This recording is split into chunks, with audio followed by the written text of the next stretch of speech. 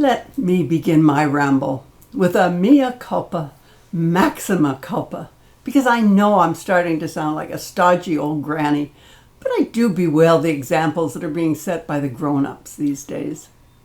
Every time I get in my car, I think of the potential for carnage lying just ahead.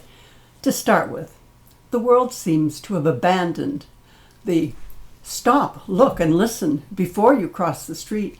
Use your eyes, use your ears, and then use your feet. That was taught in elementary school once upon a time, and it echoes in the back of my mind every time I approach an intersection on foot.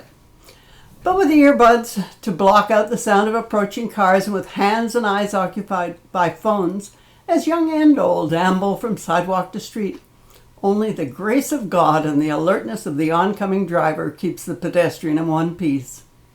And amble is the word. What happened to the idea of getting across the street briskly? And it's even worse when parents and children go off for a bike ride. After all, if you teach your children by example that one-way signs do not apply to them, the red lights are just a suggestion, the stop signs are for others, and best of all, that it's the driver's job to watch out for you, not the other way around, despite the reality that bumpers and bodies are not exactly on an equally bumpable basis. Should they survive bike riding, then what happens when they get behind the wheel of a car? Hopefully, they'll keep their helmets on because the odds are not in their favor. Does the brain easily transition into one way means one way for them now?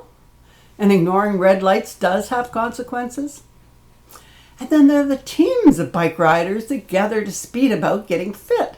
Somehow, they've convinced themselves that if the front rider gets through on a green or amber light, all the rest are entitled to follow. And trust me, the rules of the road haven't changed that much, except in their insular brains. And it's not just walking and riding that bothers me. It's the example we set in so many ways and places. Good manners are learned by osmosis as well as direction. What we see work, we tend to imitate. So what example are we giving others to follow? Because good manners are definitely on the wane, other than the very Canadian, sorry, as a response to just about everything. Lacking any particular meaning, it does sound nice and suffices in just about any situation. Can you remember the last time you saw a parent make their child to give up their seat on the TTC for an elderly gent or a mother with babe in arms? When did you last see youngsters rise to greet an elder entering the room? And when you hear someone say, "Yes, sir," you assume they're talking to a police officer, not just an older male. And as for hearing a "yes, ma'am," that left in search of the dodo bird. I know Mr. and Master disclose one maturity, and Mrs. and Ms. have been replaced by Ms. to protect one's marital status from becoming public. But what happened to the use of last names anyway? A little dignity, a little respect go a long way towards making a good day. In classrooms, the teacher sitting on the floor in blue jeans being called Paula instead of Miss Jones rips away at the concept that she is an authority figure, with greater knowledge and a willingness to share it with those about her. Instead, it says, "Hey, we're all buddies, equals in this learning thing together." But just as parents inviting their children to call them by their first names and family meetings where all votes are equal is a whole new world to me. I'm still stuck in the generation where those who generated the income had a weighted vote as to how it was spent. And when did anyone ever really want to vote for paying those miserable taxes, mortgages, or university debts? Someone has to be the authority figure. Someone has to say no and mean it. Someone has to impose consequences on bad behavior. Someone has to say, "The buck stops here and I am responsible for the decisions made and the actions taken." But that's another very old-fashioned concept that I can't seem to get over. And spreading the blame is not the answer.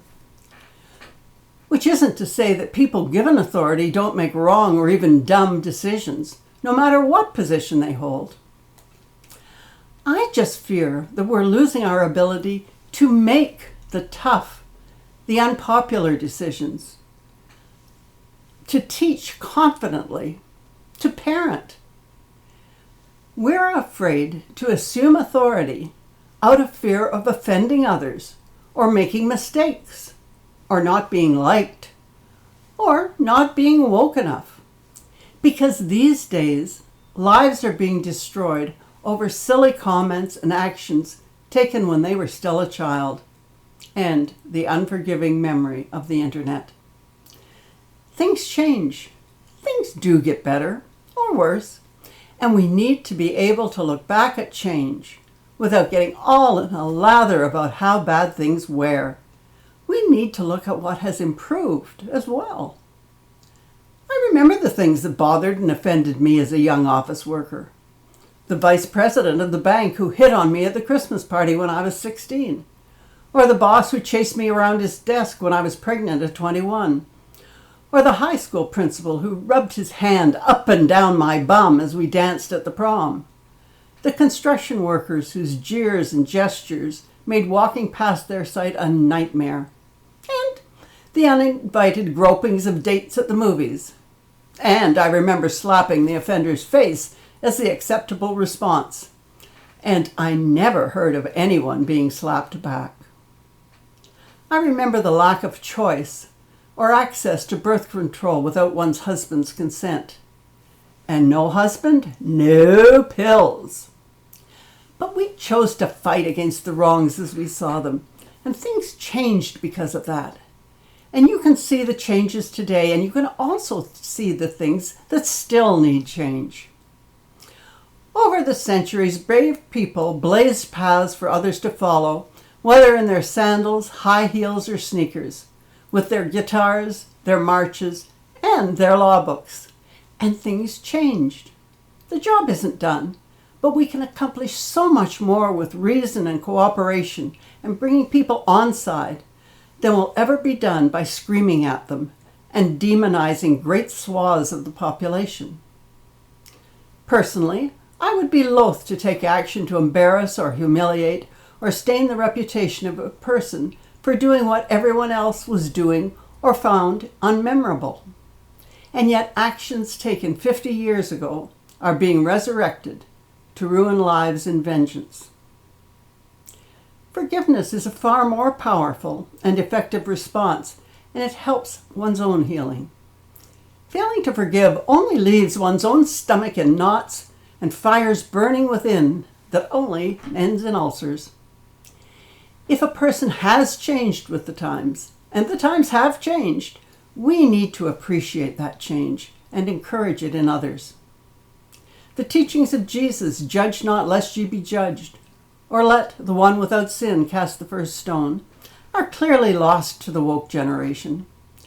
But I guarantee their actions today will come back to haunt them, for the times do keep on changing, and what one feels so wokenly right today may well be wrong tomorrow. Those who do not change with the changing mores and expectations are a cause for concern and action. But if you have to look back 40 years for a misstep, no matter how ridiculous or even hurtful it looks through today's lens, you probably are looking at someone who has changed. Let's put a limit on disgracing over stupid behavior. Let's reserve our upset for current or recent scandalous behavior.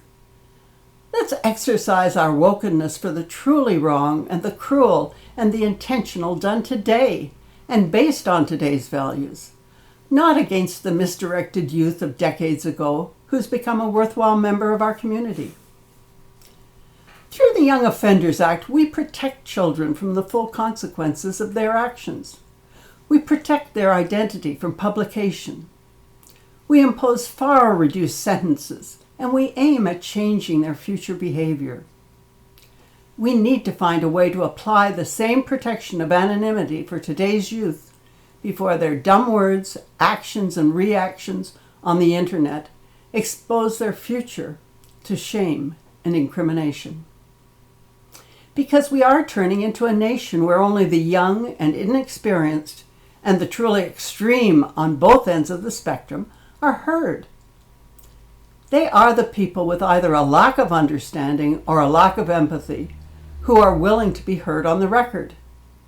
The media attacks and the street destruction remind me of the old horror movies where the mob, armed with torches, are chasing through the village seeking Frankenstein's monster. Is that the world we want to pass to our children? Is that the model for which we want Canada known? Or can we seek justice and forgiveness in equal measure? Can we acknowledge that we're not perfect, that we have sinned and we have harmed and we've lacked charity? And in seeking forgiveness for our own wrongdoings, can we seek that most precious of objectives, to forgive that we may be forgiven?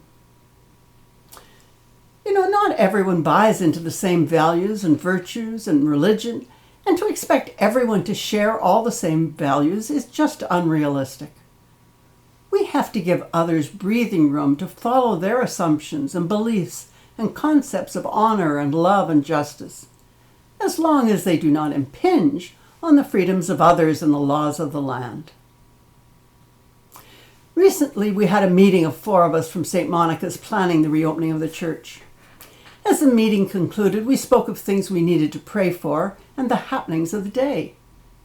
Very quickly, we realized that on some very basic issues, there were very different opinions. Opinions that came from different cultures, different families, different upbringings, different education, and different denominations. We did not end up trying to shout each other down and shut each other up.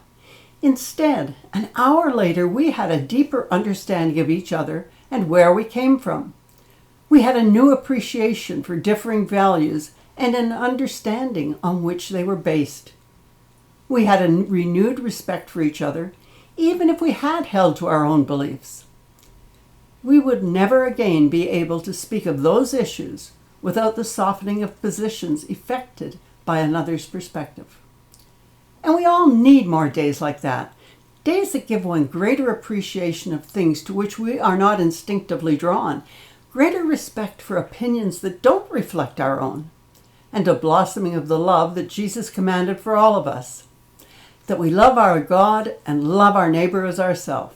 And on those 2 commandments, we are called to judge each action and to live our lives. So the next time you get an email or a phone call demanding your presence at a rally to save the world or cancel or destroy another, make sure that it is in a caring and compassionate group in which you will find reason and exchange of notions, rather than a mob looking for their torches, pitchforks, and victims. Each of our lives is an example to others. It's up to you to choose whether yours will be a loving, positive, and encouraging example or not. My parents used to tell me never to write or do anything that I would not want my grandmother to see. Now, my advice is, do not do anything or record anything that you would not be proud to have your children see. We all need to take a deep breath, relax, and not take ourselves too seriously, and greet each other with open arms, an open mind, and an open heart. And that is the blessing I wish for our world this day. So may it be. Amen. Well, these days, everything seems a bit overwhelming, even the wonderful things like being out and about with others and sitting in a patio on a beautiful evening, listening to conversation and laughter flowing as it ought. Just remember, when the world overwhelms, start by doing just one little thing, and all the rest will follow.